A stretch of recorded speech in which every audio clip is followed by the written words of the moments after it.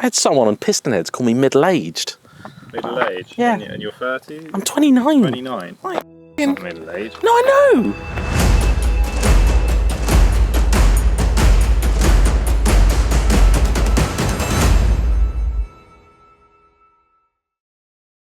Morning, everyone.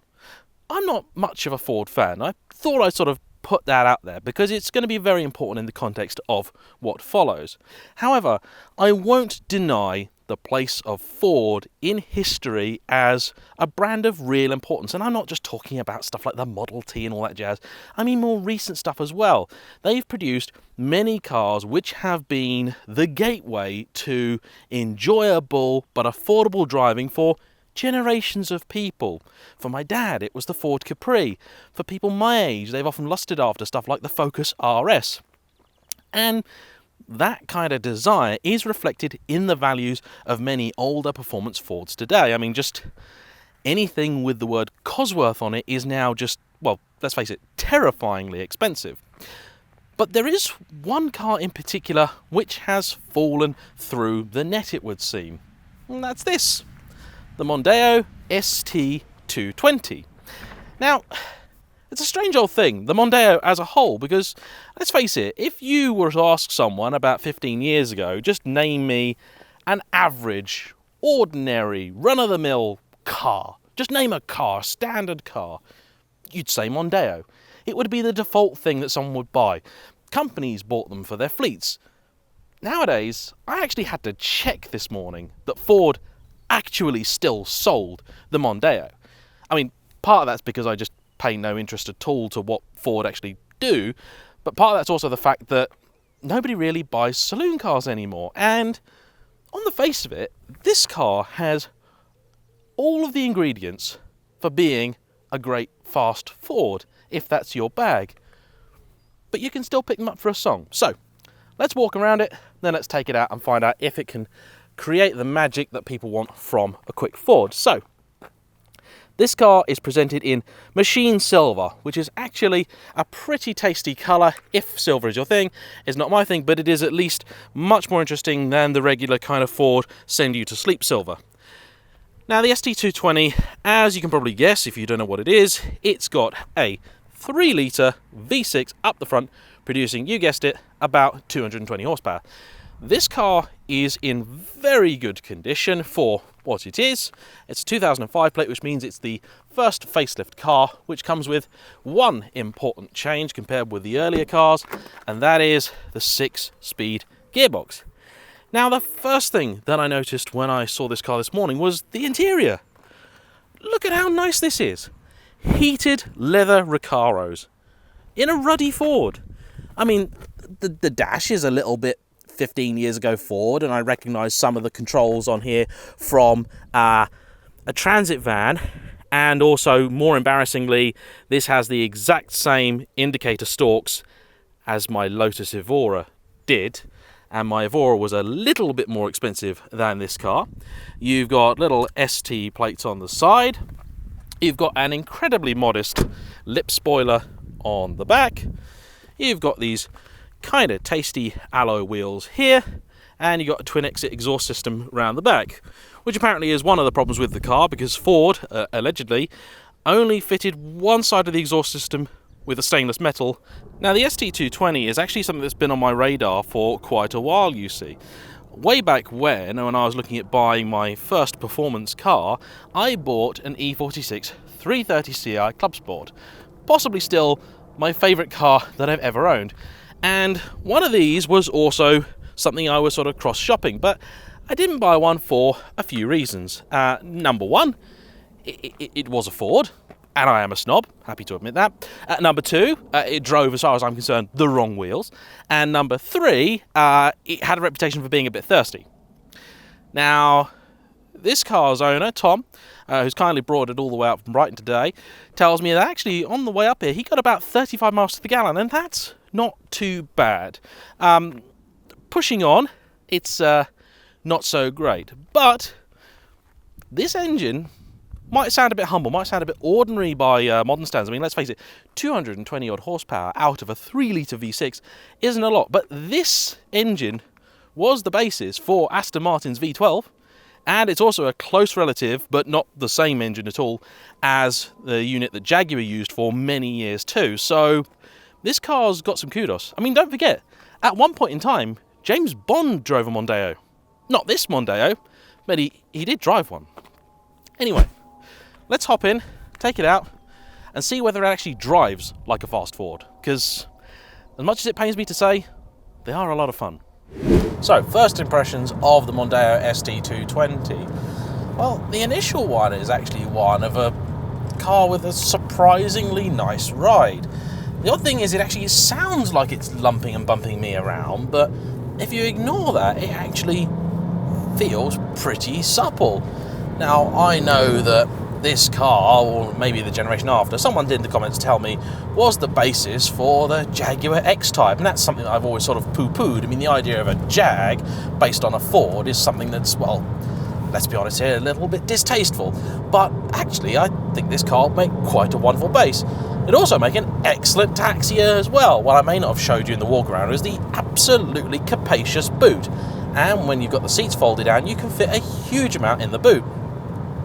Now, one thing which would be of great disappointment to many people interested in this kind of car is the fact that it was pretty quiet, to be honest.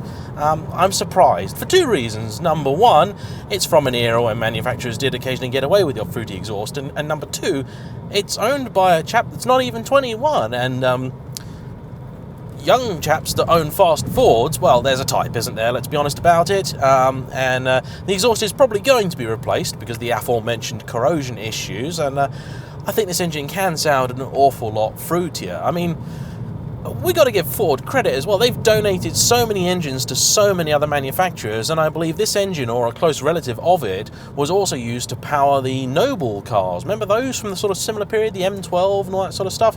They're pretty cool cars. I've never yet driven one, but watch this space.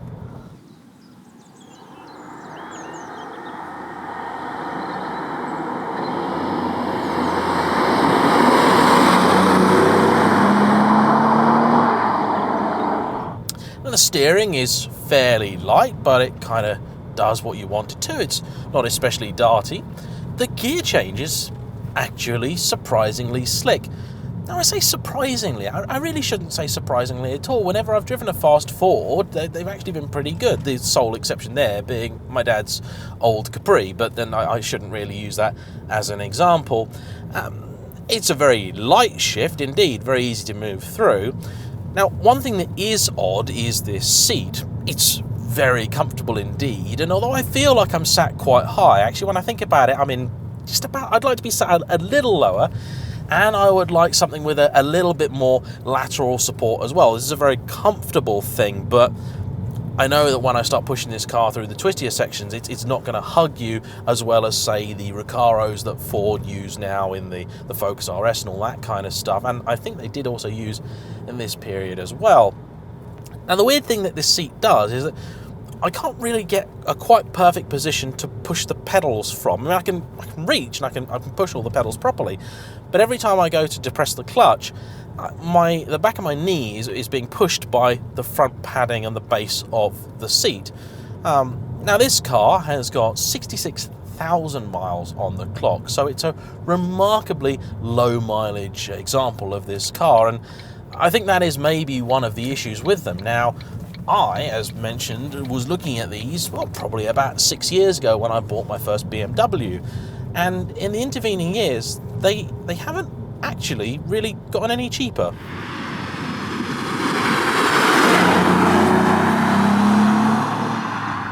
You'd be paying anywhere from, let's say, about £1,000 to £2,000 for an okay example, and then up to, say, 3 to 4 for something really quite nice like this.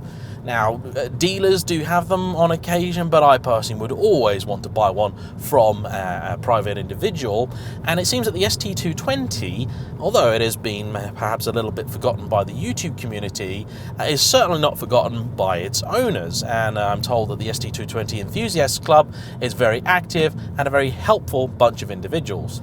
Now, I'm not sure yet whether I should include this car in my Young Drivers Fiesta ST Alternative series, but there's a few good reasons why I think it maybe deserves to go in with the other cars I featured thus far. I mean, for a start, it's a fast Ford, so if you're into the kind of idea of a Fiesta ST, if you want something a little bit different, it's still a quick Ford. It's got a little bit more power than a Fiesta ST, and although in the real world it is going to be slower, it's got more power, which down the pub is more important than actually being quicker. The 3-litre V6 is also a very nice thing to have as a young man about town too. Now, it is of course going to be thirsty, but in truth, the little Fiesta can drink quite a bit when you got your foot down too, so that's perhaps not the massive negative point that you would think. In terms of reliability, this car's actually been pretty good, and I did do some basic research before I filmed this review, and most of what I found seemed to hint at the fact that what tends to go wrong with these is general maintenance items. I'm told that the hoses can sometimes split or perish or whatever. This is to be expected with cars of this age, but by and large, nothing really big and expensive goes that wrong. The engine is solid, and that's why it was very popular for many manufacturers to use, and the gearbox is pretty decent too. Now, bear in mind that this car, being a slightly later example, got that 6-speed box, which is a big difference. To me, in my head, I always think of 6-speed as being kind of important. More than that, I'm not really that fussed about, but 5-speed just feels a bit old to me. Heeling and towing in this car is actually really nice and easy. It's quite pleasant to do, but it is just a shame it's not really making any sort of noise. But the engine, I'm told, needs revving out to do its best work, so let's find out. 3 to second, foot down, 2,000, 3,000, and she picks up a bit at about 4.5, and she does rev keenly, and she's geared quite nicely too. Now, the front brakes in this have been changed for items from a second generation Focus ST, and they basically bolt straight on. This car has been maintained by its owner and his uncle, is that right? And his uncle, who's a Rolls-Royce mechanic, so it's been very well looked after. It's an engine that's very happy to rev. It's not particularly brisk, but it's quick enough. It certainly moves around quite a bit. I'm having to steer a lot more than I'm used to, and the car does protest somewhat. It's not super keen about going around corners, I can tell you that much. Focus ST owners, I don't think, need to be too worried about one of these if it comes up behind you on a back road. But it does ride really quite superbly.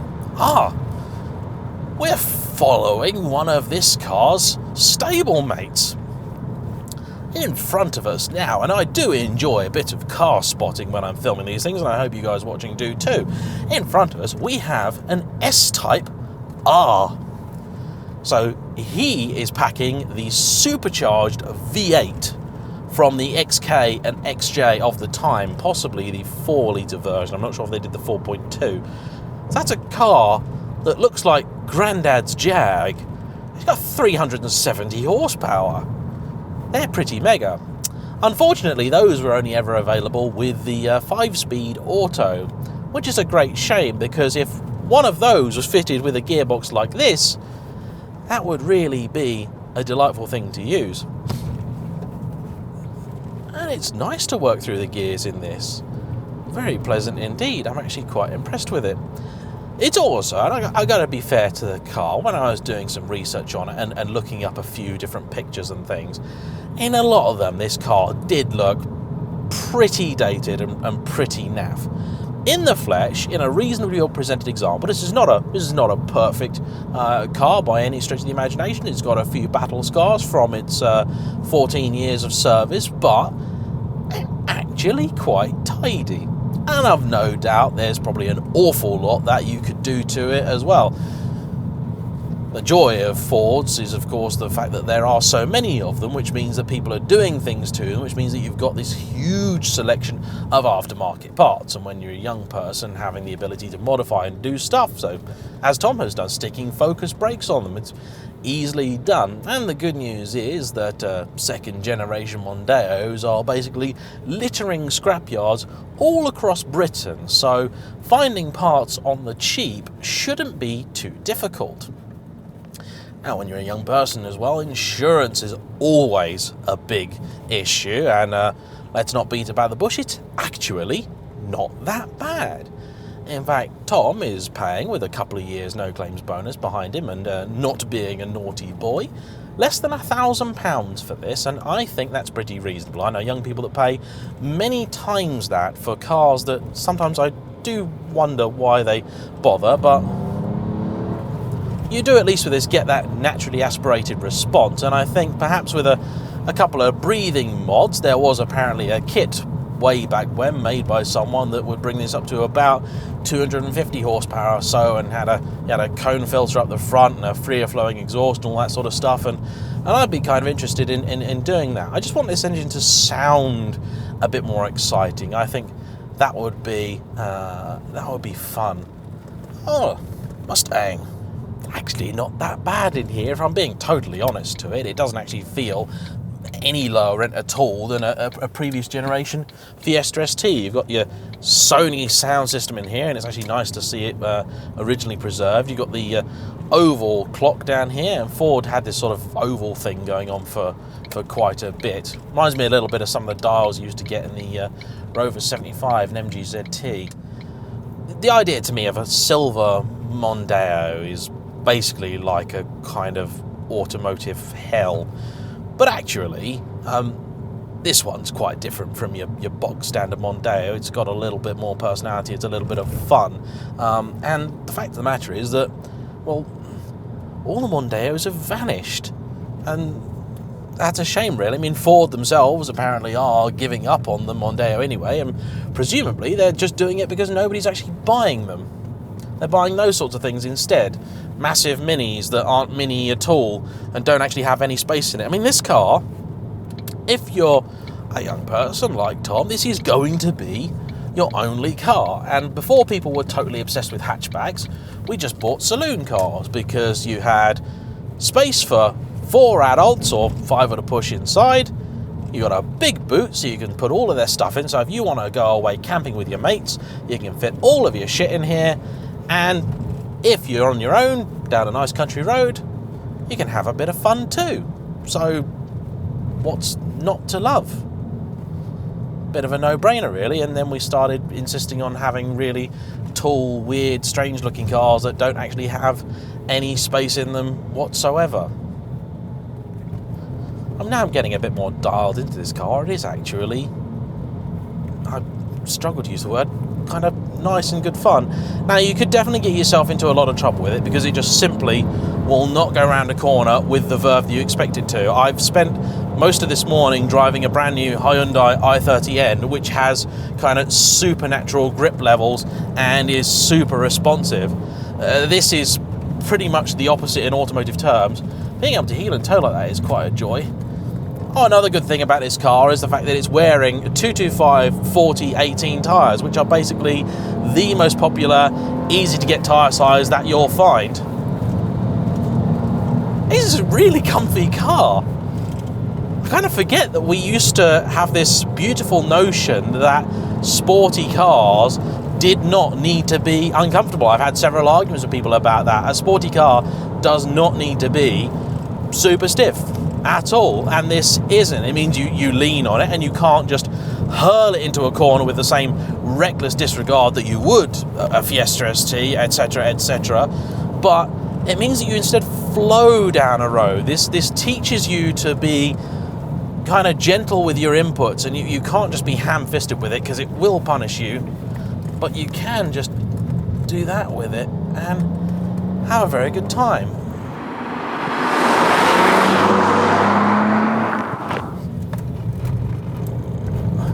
I mean, in reality, look, I'm barely catching up on a Suzuki Vitara. I'm actually having a lot of fun. If it made a bit more noise, now I have no idea what that was, but that was cool. Today's a good day for car spotting. It's very warm, very nice out there, so basically all the cool stuff's come out of the woodwork. Now, if I'm going to cast my mind back about 6-7 years, when I got my 330 Ci, if I had to make that choice again, what would I go for? Would I have the Beamer? Would I have the Ford? Well, I'd have the Beamer. I would just have the Beamer again. The Beamer's got a much nicer interior. The engine's actually pretty similar. I'd say that the Ford has a little bit more top-end excitement. It needs to be worked a bit harder. The Beamer felt a little bit more effortless. The BMW now, of course, the BMW, you had to get one with a decent spec, and that's kind of critical. If you wanted it to be nice, you had to get one with all the options and toys, because otherwise it would feel like a pretty naff place to be. Whereas Ford, evidently, if you've got the ST220, they're kind of already throwing the nice stuff at you. Both of them are going to feel a little bit out of date, just because they both are older cars. Both of them are going to have the potential to throw bills at you. The BMW is going to be one that's going to cost you ultimately more money to fix if it goes wrong, but the BMW did counter by being just that much better on fuel. Just a few mpg, but over the 10, 20, 30, 40,000 miles that I eventually did in the car, that would have added up. And of course, I did also like the idea of a rear-wheel drive. You know, that was kind of sexy. But in fairness to the Ford, with the power level that this has, the front-wheel drive element of it does not feel like a hindrance, and that impresses me, because I did have some concerns before I drove it that with, you know, a reasonable power level front-wheel drive, that it might give you some issues. But and as far as I know, there's no fancy limited slip diff or anything like that up the front. But actually, it just works. So there you go. That's a brief little look at the Mondeo ST220. If you've got one, you have one, you're interested in one, I would love to hear from you. I want to say thanks again to Tom for bringing this car out. It's actually not at all what I expected. I was expecting something a lot more unrefined, lumpy, bumpy, and actually what I've got is just a pretty well sorted, decent all-rounder with a slightly high engine up the front. And you know what? I'm fine with that. Absolutely fine with that, because I don't always want to be absolutely punished every time I want to go for a brisk drive. Thanks for watching, everyone. Please like, comment below if you haven't already. Do hit the subscribe button, because it does make a big difference to me in the channel. And we'll see you all for the next one. Bye-bye.